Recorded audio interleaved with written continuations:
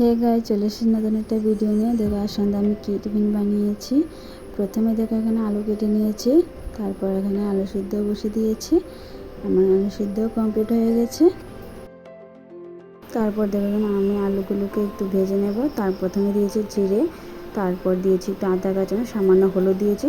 সিদ্ধ করে আলুগুলোকে দিয়ে দেবো, একটু ভেজে নেব ভালো করে।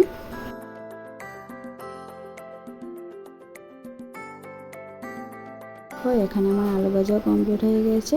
তারপর আমি একটু ময়দা নিয়েছি, সামান্য নুন দিয়েছি, সাথে তেল নিয়েছি। ময়দাটাকে ভালো করে মেখে নেব।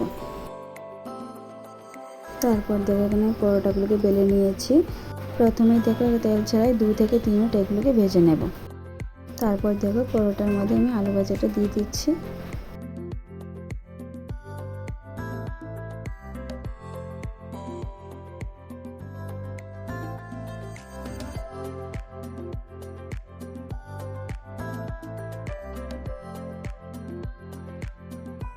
তারপর দেখো এখানে আমি একটু ভেজে নেব তেল দিয়ে এগুলোকে।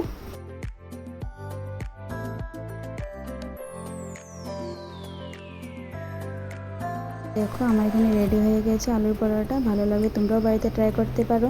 খেতে কিন্তু দারুণ হয়েছিল। ভালো লাগলে লাইক কমেন্ট শেয়ার করে দেখার জন্য নতুন কোনো ভিডিওতে। Bye bye.